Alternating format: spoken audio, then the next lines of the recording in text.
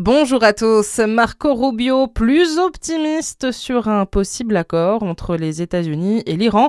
Le chef de la diplomatie américaine a estimé avec prudence que Washington pourrait avoir des nouvelles dans la journée. Marco Rubio a également affirmé qu'Israël aurait toujours le droit de se défendre, quel que soit l'accord entre Washington et Téhéran. Israël qui poursuit ses frappes contre le Liban. L'armée israélienne annonce la mort d'un de ses soldats dans le sud du pays. Hier, une frappe menée par l'aviation israélienne a fait 2 morts. Dans le reste de l'actualité, la chaleur continue de s'abattre sur une partie de la France. La vigilance jaune canicule a été étendue à 18 départements, ce qui est assez exceptionnel pour un mois de mai. Tout l'ouest de la France est concerné, ainsi que Paris et sa petite couronne.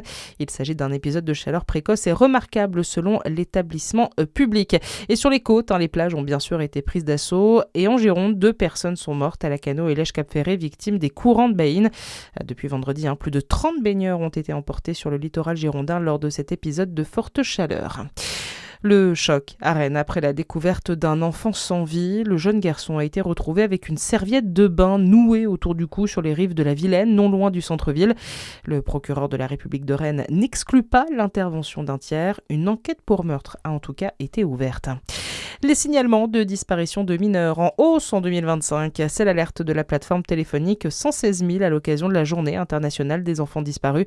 Au total, 40 953 disparitions de mineurs ont été signalées aux forces de l'ordre, soit 112 enfants par jour. Les fugues représentent l'immense majorité de ces cas. Et puis on termine avec un mot de sport, car il y a du tennis à suivre aujourd'hui. C'est la suite du tournoi de Roland-Garros.